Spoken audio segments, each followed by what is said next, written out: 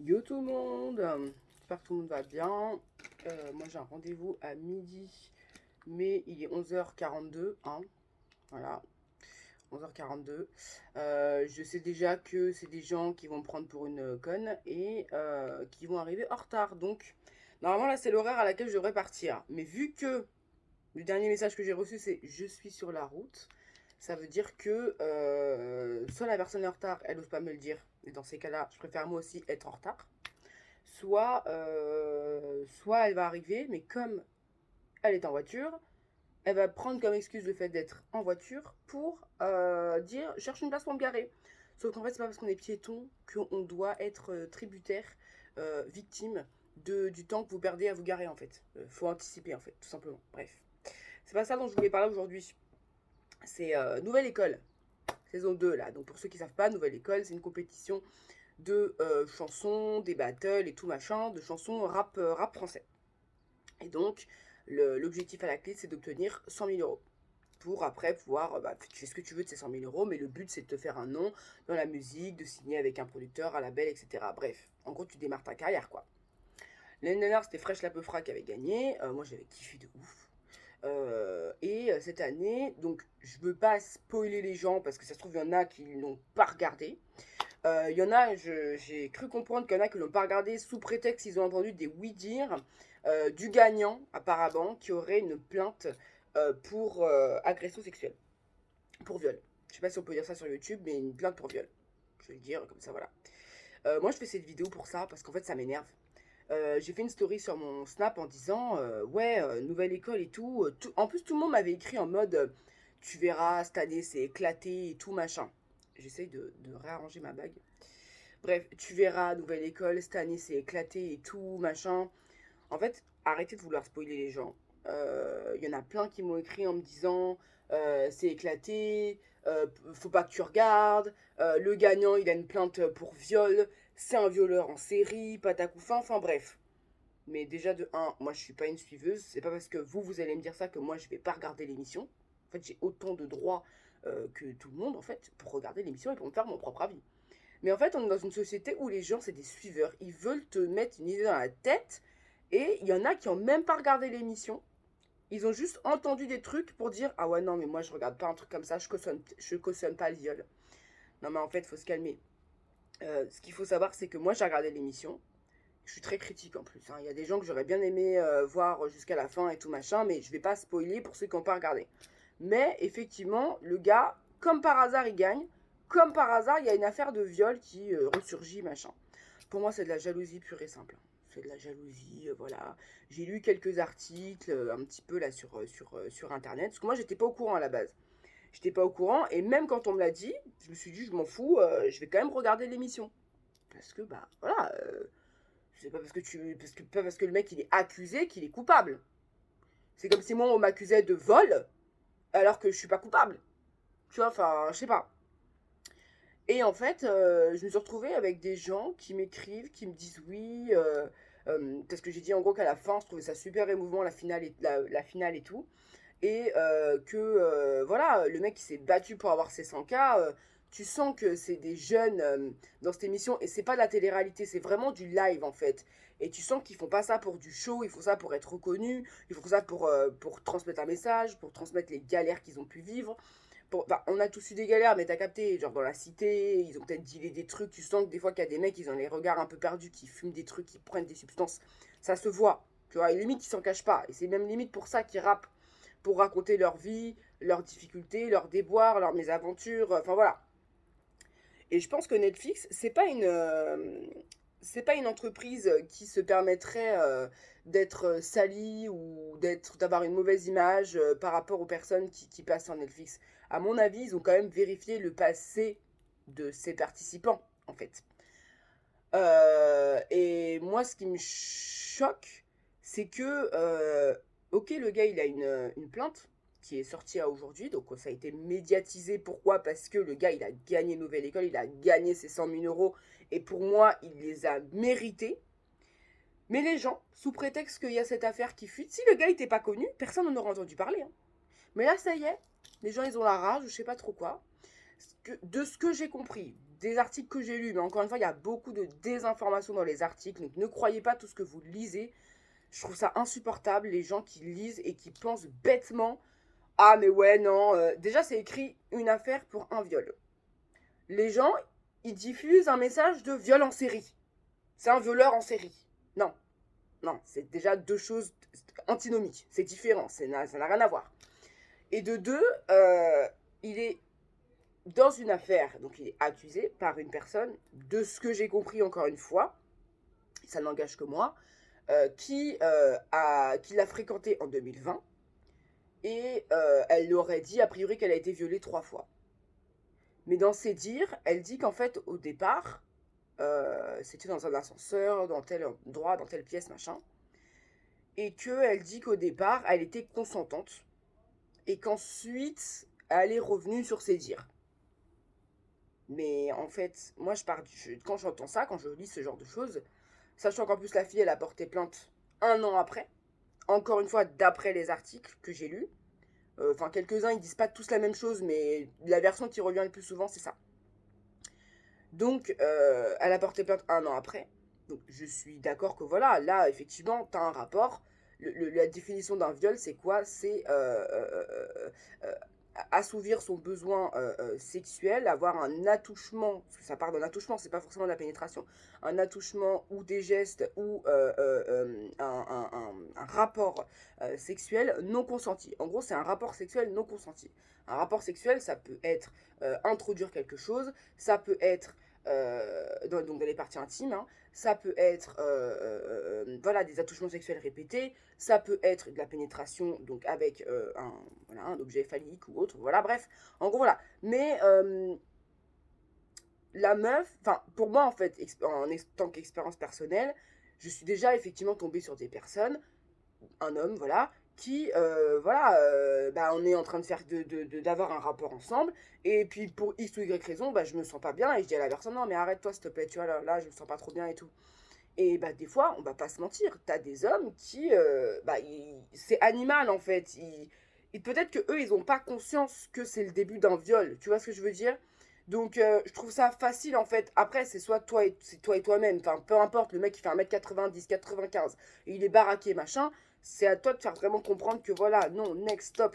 Il n'y a pas à se dire oui, machin, au début j'étais consentante, puis après j'ai été tétanisée. Parce que c'est ce qu'elle a dit en gros. Qu'elle a été tétanisée parce que il avait bu et il faisait 1m95. Mais si c'est ton mec, enfin, je sais pas. Après, encore une fois, on n'était pas là-bas. On n'était pas là-bas. Mais ce qu'il faut savoir aussi, c'est qu'il y a des femmes qui sont en couple et qui se font violer sans savoir qu'elles se font violer. Vous voyez ce que je veux dire? Donc en fait, ce mec-là, aujourd'hui, il se défend en disant, bah non, moi j'ai rien à me reprocher. La fille, je l'ai rencontrée il y a 3 ans. Il savait même, je crois, hein, ça n'engage que moi, qu'il savait même pas qu'il y avait une plainte qui avait été déposée contre lui. Et le gars, il a répondu tout simplement, j'ai rien à me reprocher, la justice, elle fera son travail. Donc maintenant que tout le monde lui tombe dessus en mode, ouais, c'est un violeur et tout, machin, arrêtez. Arrêtez. Le gars, on ne sait pas par ce par quoi il est passé. Il a arraché sa victoire, clairement. C'était pas gagné pour lui. Et peu importe qui c'est, en fait. Moi, demain, je peux très bien. Je sais pas si vous vous souvenez, il y avait eu une élection Miss France ou je sais plus quoi. La meuf, elle avait gagné. Et on lui a retiré son titre sous prétexte qu'il y avait eu des photos trop sexy ou nude qui avaient été envoyées ou diffusées je sais pas où. Franchement, là, si ce gars-là, à cause de cette plainte dans laquelle il n'est même pas avéré coupable, il est pour l'instant supposé, soupçonné, enfin voilà, la personne a porté plainte. Si il lui retire les 100 000 euros à cause de cette plainte, mais où est-ce qu'on va en fait? Où est-ce qu'on va en fait? Non, non, c'est pas possible. Enfin, moi je peux pas. Je peux pas. Et d'avoir autant de personnes qui m'ont écrit en me disant non mais t'es sérieuse, t'as pleuré pour un violeur, machin. Non, j'ai pas pleuré pour un violeur, j'ai pleuré pour l'émission, pour l'émotion que ça véhiculait jusqu'à la fin, sa prestation, tout, comment il s'est battu. J'ai tout regardé du début de A à Z en fait, comme tous ceux qui ont regardé. Et encore une fois, je ne veux pas spoiler, donc je ne dirai pas le nom ou le prénom, voilà. Mais en gros, enfin, c'est pas parce qu'il est accusé de viol par une plainte qu'il est forcément coupable. Donc le gars, il a raté sa soirée de célébration parce qu'il avait honte, parce qu'il avait peur qu'on le juge. On n'est pas avec lui. C'est pas ton frère, c'est pas ton tonton, c'est pas ton pote en fait. Tu sais pas ce qui s'est passé. C'est pas ton mec. Tu sais pas ce qui s'est passé à ce moment-là. Et en fait, il y a un effet de foule, de suiveurs qui vont venir dire ouais machin, c'est un violeur en série, patacoufin, vous vous rendez compte, vous cautionnez le viol, Netflix, je sais pas quoi. Non, arrêtez, arrêtez. Juste vous êtes jaloux, le gars il a gagné 100K, vous avez voulu trouver une petite pièce par terre pour lui jeter dessus, ça aurait pas été du viol, ça aurait été quoi? Ça aurait été du trafic de drogue. Mais ces jeunes ils sortent pas de Saint-Cyr, hein. Ils sortent de la rue, ils sortent de la cahier, ils sortent des quartiers en fait. Donc ça aurait pas été, ça aurait été une femme qui aurait gagné, on aurait trouvé des nudes quelque part, on aurait trouvé des, bref, on peut inventer n'importe quelle histoire, mais arrêtez de vouloir salir le nom des gens. Ça se trouve dans un mois, le mec il va être dit non coupable. On va dire qu'il est pas coupable. Et j'ai vu des articles qui disaient qu'en gros, apparemment, elle a été violée 3 fois, que a priori, l'un des viols aurait abouti à une grossesse, mais que du coup, elle aurait avorté.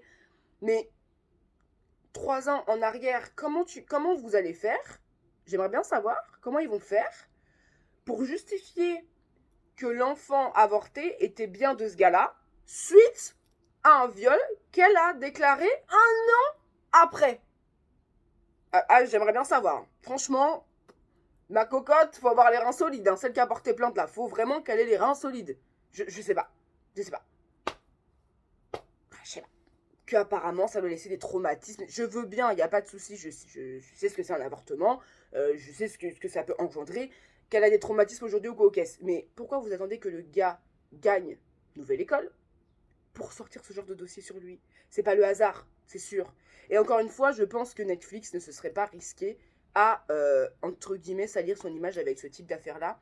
Et qu'à un moment donné, bah, ils ont dû se dire, enfin, ils ont découvert ça. Il y a quelqu'un qui a envoyé un courrier, un mail ou machin. Faites attention, j'ai une plainte en cours avec lui en ce moment, ou je sais pas quoi, tu vois. Mais pour moi, je pense qu'il a violé personne. Je pense que c'est juste un coup de buzz de la personne en question qui se fait appeler Capucine apparemment. Elle veut pas donner son vrai prénom. Moi, je pense qu'il est, je pense qu'il est, faut comprendre quelque chose, c'est qu'il y a beaucoup de personnes qui ont déjà violé et qui n'ont pas conscience que c'était des viols. Et il y a beaucoup de personnes qui ont été violées et qui n'ont pas conscience qu'elles ont été violées parce qu'on n'a pas la bonne définition du viol dans nos têtes, tu vois. Et même des fois, des scènes que pour toi c'est évident que c'est un viol, la personne qui l'aura vécu ou la personne qui l'aura fait subir, elle va se dire bah non, non, j'ai pas violé, qu'est-ce que tu racontes? Enfin voilà. Donc en fait, à partir de ce moment-là, c'est un mot qu'il faut vraiment pas utiliser à la légère. Et je pense que cette fille-là, elle a juste le seum en fait. Elle a juste le seum de plus être dans la vie de ce mec-là parce qu'il a gagné 100K en fait, c'est tout. Donc arrêtez de juger les gens et laissez les affairages. Le gars, laissez-le profiter de sa victoire en fait. Parce que viol ou pas, dans tous les cas, il a un talent et il l'a prouvé, il l'a montré, il s'est battu. Et comme tous en fait, au même titre que tout le monde. Et il n'était pas connu de base. Donc bref, ça me met hors de moi. Tous les messages que j'ai reçus, ouais, regarde pas, c'est nul, ouais, j'étais sérieuse, t'as pleuré, le gars, méfie-toi, hein, c'est un violeur, malheureusement c'est un violeur en série, ma belle. Non, non, mais en fait, j'en ai rien à foutre. Moi, je te parle du personnage. Je te parle du personnage. C'est de l'émission, de l'émotion que ça a véhiculé. Je te parle de ça. Je te parle pas de est-ce que c'est un violeur en série ou quoi, caisse. Demain, moi, si je fais une émission de Miss de je sais pas quoi, on va peut-être sortir des nudes que j'ai envoyés à tel ou tel mec quand j'étais plus jeune. Dans Internet, tout se sait. Voilà, je ne cautionne pas, attention, je répète, je ne cautionne pas le viol, mais encore une fois, il faut que chacun révise sa définition du viol. Parce que c'est comme la beauté. La beauté, la définition de la beauté. Pour moi, c'est exactement la même chose. La définition de la beauté, c'est propre à chacun. Moi, par exemple, la beauté, c'est pas ouais, il est grand, il est musclé, il est beau, il est machin. Moi, je suis, comme on dit dans la société de nos jours, sapiosexuel. Genre, mon ex, il est petit, il fait 1m60, les yeux bridés, cheveux mignons. Je le trouve trop beau jusqu'à aujourd'hui, même si c'est mon ex, je m'en fous. Je le trouve trop beau. Mais, enfin, j'ai pas une définition de la beauté qui est commune aux autres. Pour les gens, c'est une femme doit être plus petite qu'un homme, il y a des standards à respecter dans un couple, la beauté, c'est nanana, nanana. Il y en a qui vont te dire, bah, une noire, c'est dégueulasse, pour moi, elle est noire, elle est sale. Enfin voilà, j'ai déjà eu ce discours-là, hein, qui m'ont dit, t'es noire, t'es sale, pour moi, t'es pas belle, quoi. Quand j'étais petite, encore une fois. Mais, il y a des gens, jusqu'à aujourd'hui, en grandissant, leur définition de la beauté, c'est ça. Voilà, et ben le viol, c'est pareil. C'est chacun a sa définition. Il y en a qui vont te dire, demain tu vas voir ta copine Mireille et tu lui dis ouais, je sais pas trop, machin, parce qu'en fait on était là et tout, on était bien, j'étais consentante et je sais pas quoi. Et puis ensuite, bah, il m'a fait ça et tout, mais je suis pas trop sûre, j'aimais pas trop, je voulais pas, mais je l'ai laissé continuer. J'en ai plein des copines qui me donnent des discours comme ça. Ouais, j'aimais pas trop, mais bon, je l'ai laissé faire parce que vas-y, flemme. Donc t'étais consentante ou pas du coup? C'est facile après d'aller porter plainte, mais si, je sais pas, tu vois ce que je veux dire? Il y a des versions, oui, d'accord, que là, voilà, c'est avéré, c'est un viol, etc., machin. Mais moi, je pars du principe qu'on a déjà tous été violés une fois dans nos vies et qu'on savait même pas qu'il s'agissait d'un viol. On savait pas. Parce qu'on a tous des définitions différentes et même au commissariat de police, moi, ayant déjà porté plainte pour une tentative de viol, parce que c'était pas un viol, c'était une tentative de viol, j'ai bien vu les interrogatoires qu'ils te font au commissariat et clairement ils font tout pour te faire craquer parce que des plaintes des comme ça ils en ont tellement que en fait ils veulent te faire craquer, te mettre à bout pour être sûr que tu changes pas ton discours et pour être sûr que ouais effectivement elle a bel et bien subi un viol. Bon après entre temps faut que tu vois normalement en plus quand tu subis un viol sur le coup tu dois voir un médecin légiste pour qu'il t'ausculte en fait hein, la mimine et qu'il voit s'il y a des lésions, s'il y a du forcing, s'il y a ci, s'il y a ça, s'il y a des contusions, enfin bref. Tu vois un médecin légiste automatiquement dès qu'il y a viol et que tu contactes la police, tu vois un médecin légiste. C'est automatique. C'est automatique. Que ce soit viol ou que ce soit drogue, tu vois un médecin légiste. Donc, comment la fille fait pour prouver un viol en ayant porté plainte un an après, sachant qu'elle n'aura pas vu de médecin légiste? Où est-ce que vous voulez que ça aille, cette histoire de plainte? Laissez le succès au gars. Laissez-lui son succès. Et tout le monde plonge, tout le monde fonce dans le tas en mode ouais, il y a des articles et tout, t'as vu. Oh là là, ça m'insupporte. Je peux pas. Moi, l'injustice comme ça, c'est ça l'injustice. Je peux pas. Voilà.